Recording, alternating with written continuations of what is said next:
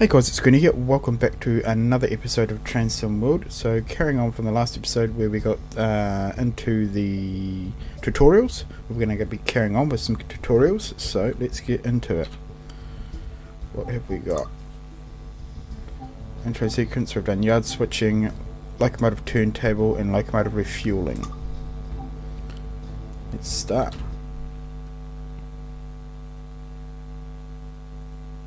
So far I'm really enjoying the game, just the gameplay being completely different from Transform World, being able to exit the locomotives, having to do all that stuff manually, it's nice. As much as I like Train Simulator, just actually been having to do those things rather than just clicking a button on a HUD or something like that is just, yeah, it's just, I just find it a bit more interesting.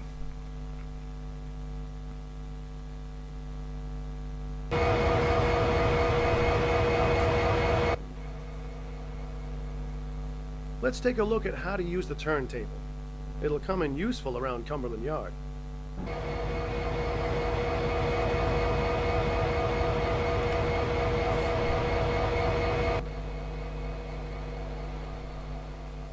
There are two key components: the table, which must be locked in place to use, and the control cabin where the table is operated from. Take a seat inside the control cabin and we'll get started.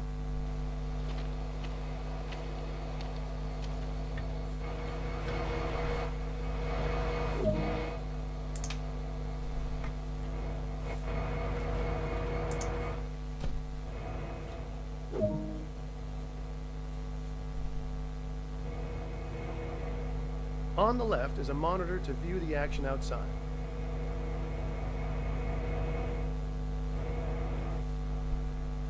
In the middle is the rotation control.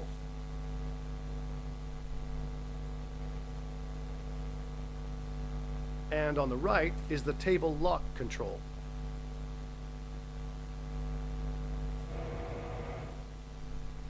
Let's activate the desk by turning the monitor on and unlocking the table.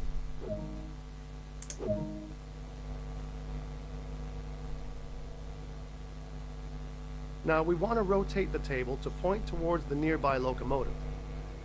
Click and drag the rotation control to move the table in the direction you need. Let go of the rotation control as the desired track nears the left side of the monitor. You can also press D to rotate right.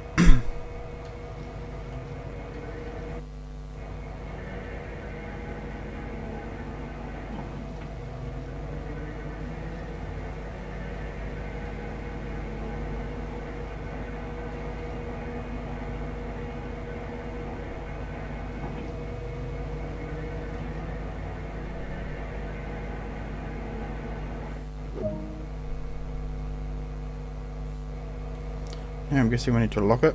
Before we head over to the locomotive, be sure to lock the table again so that the turntable is safe to drive onto.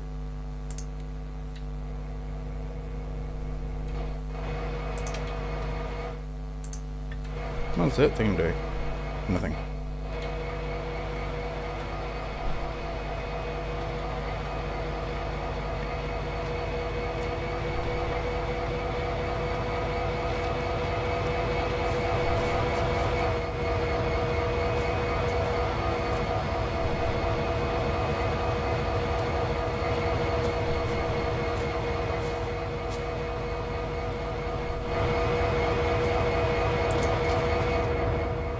There you go, Jim.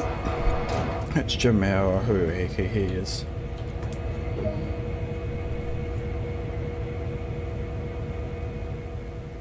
As you drive onto the turntable, take it very slowly so you don't overshoot. Going slowly also means that not much brake is required to stop.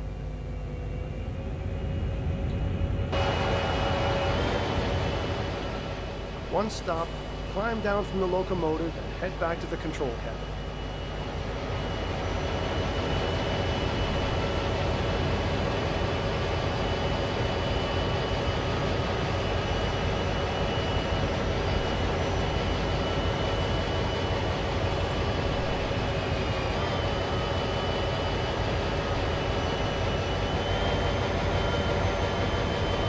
Oh, we've overshot that because I left the foot along.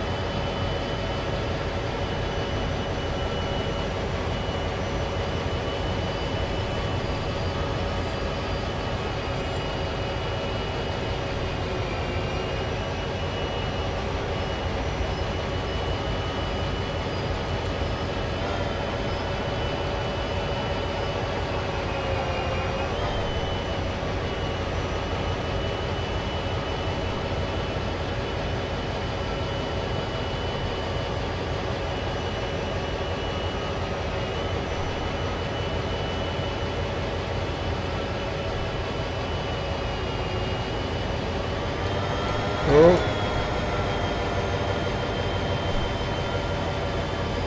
Oh, I keep pressing the wrong button. Oh, we're there. Okay, so we don't need that. Full service will do. Then let's take that out. Hey, jump. You didn't see any of that jump.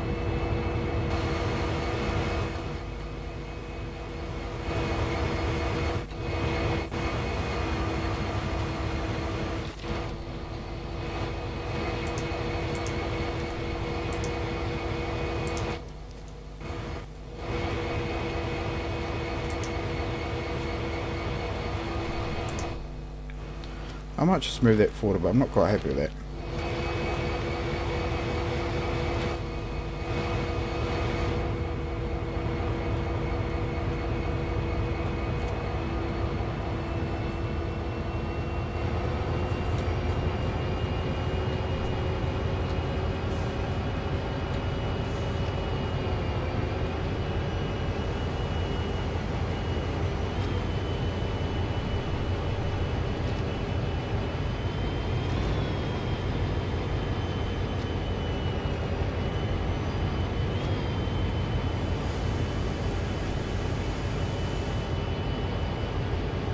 Okay, so do that.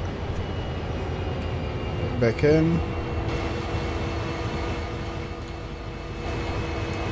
That's a bit better, I think.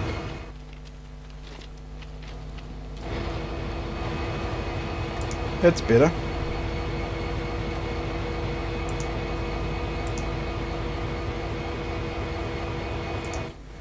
Right.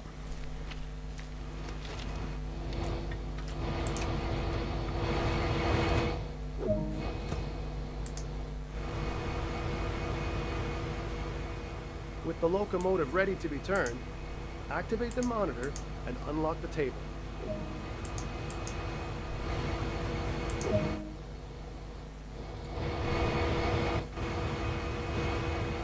Using the rotation control, turn the table and locomotive to the indicated track.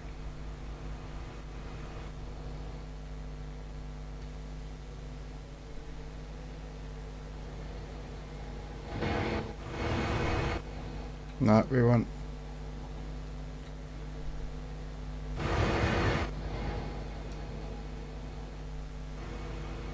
I know why it said press A because it was the wrong. Sorry, D because it was the wrong way.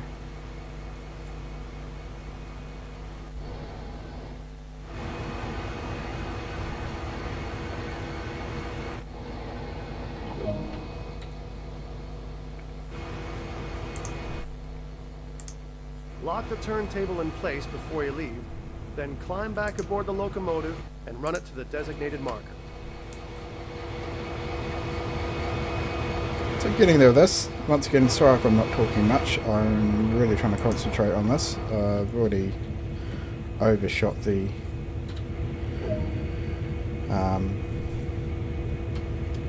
turntable once.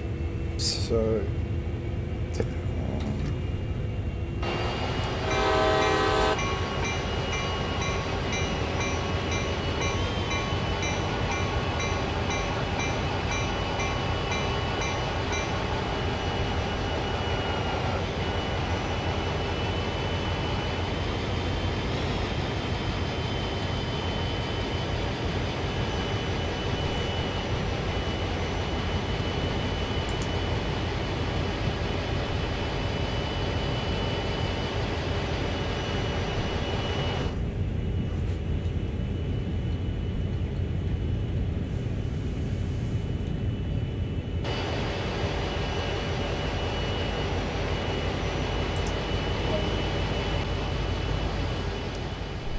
Excellent work. That concludes this tutorial on using turntables. We're gonna level up. Ah, ooh, that's a bit of a creepy view. Right, so next tutorial, which I think was refueling.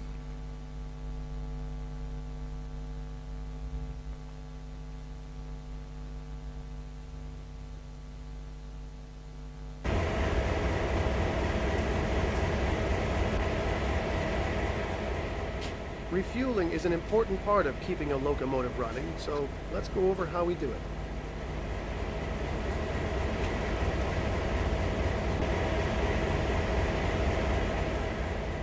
A refueling stand consists of two components: the hose, which connects to the locomotive, and the pump activation control.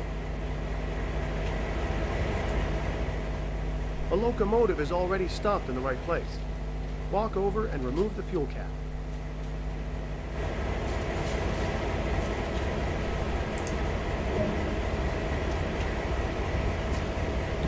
$1,400 gallons.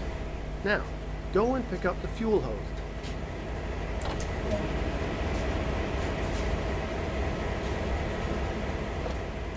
Take it over to the locomotive and attach the hose to the fuel tank. Problem is, you don't actually need to do anything to attach it. Return to the fuel stand and activate the refueling pump.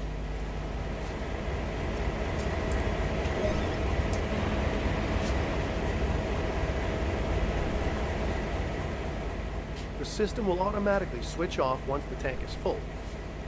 You can see the state of refueling by observing the indicator on the side of the fuel tank.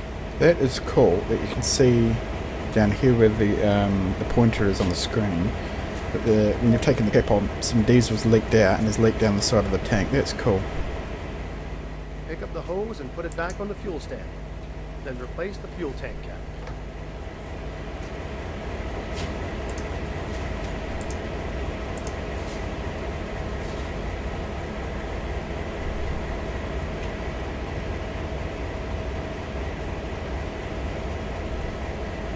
Why do I need to pick this up again?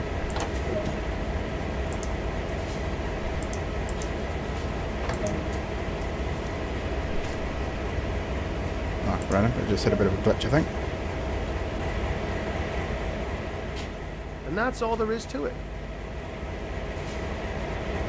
Oh, that's nice and easy.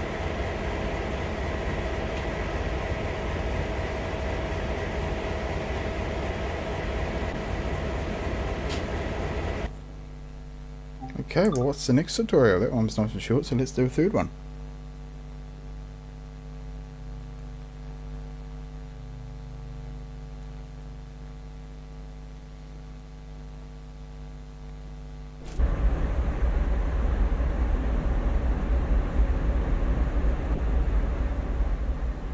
This is where you'll learn all about train brakes and how they work. Well, this is going to be interesting.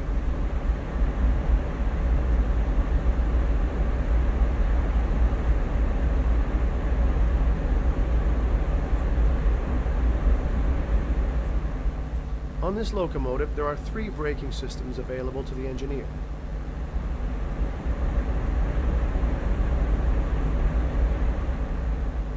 Dynamic,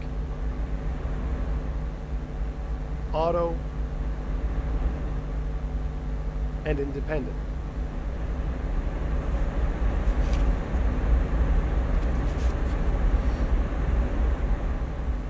Dynamic brakes work by reversing the polarity of the traction motors. When a train is moving, this action causes resistance against the turning axles. As this system only works when the axles are turning, this means the dynamic brake cannot stop a train, only slow it down. That makes sense. Train or auto brakes work by controlling air pressure in a brake pipe that runs the entire length of the train. This pipe connects to brake cylinders located on each individual car. In turn, these cylinders push directly onto the wheels to slow them down.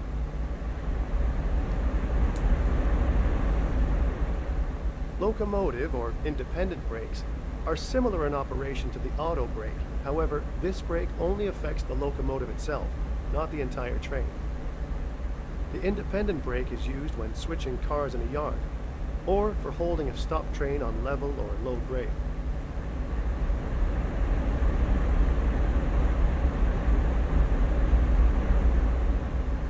When the auto brake is applied, it directly affects something called the equalizing reservoir. Think of this readout as the target pressure for the air-controlled brakes on the train. Next to it is the brake pipe pressure. This indicates the overall brake pressure along the train.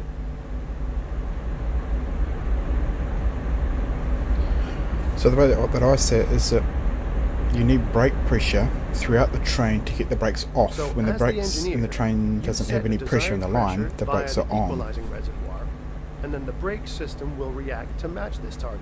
Which makes sense. So when you don't have a locomotive attached, there's no pressure in the line, so the brakes are on. Brake application on this train of 20 cars to see this process in action.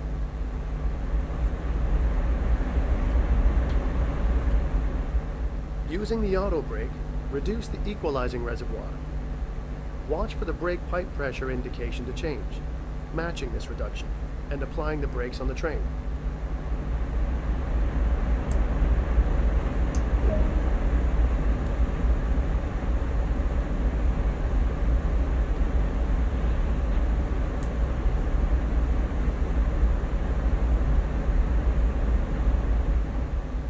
Now let's see this same process on a much larger train. Head over to the adjacent locomotive and climb into the cab.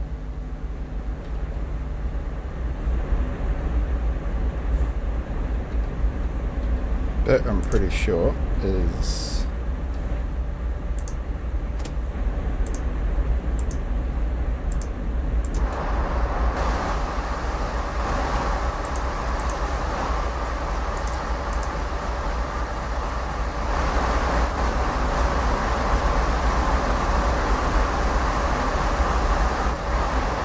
So SD 40 there, or is it SD 60? Can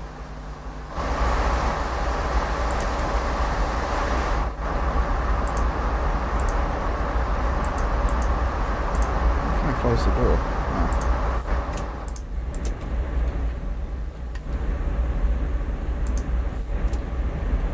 No. And Jim's here already. He beat me to it.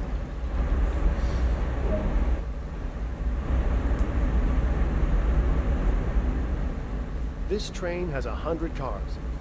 Let's see what difference this has on the reaction speed of the brakes. Repeat the equalizing reservoir reduction from before, again using the auto brake. Watch how long it now takes for the brake pipe pressure to match. The skill of the engineer is knowing when to start braking.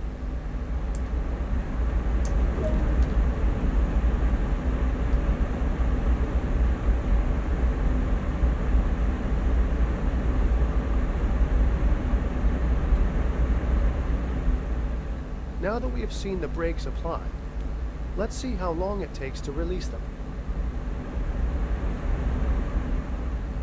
Using the auto brake, set the equalizing reservoir back to its previous position.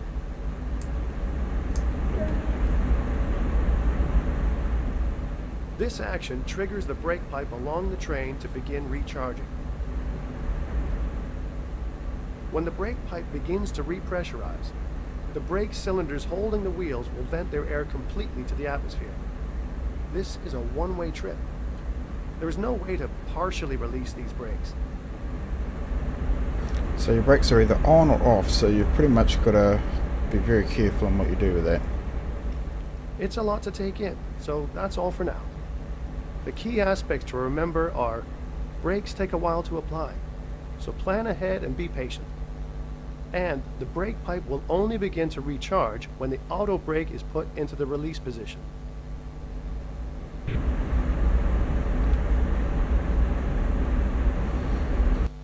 Cool. So I think we will leave that episode here.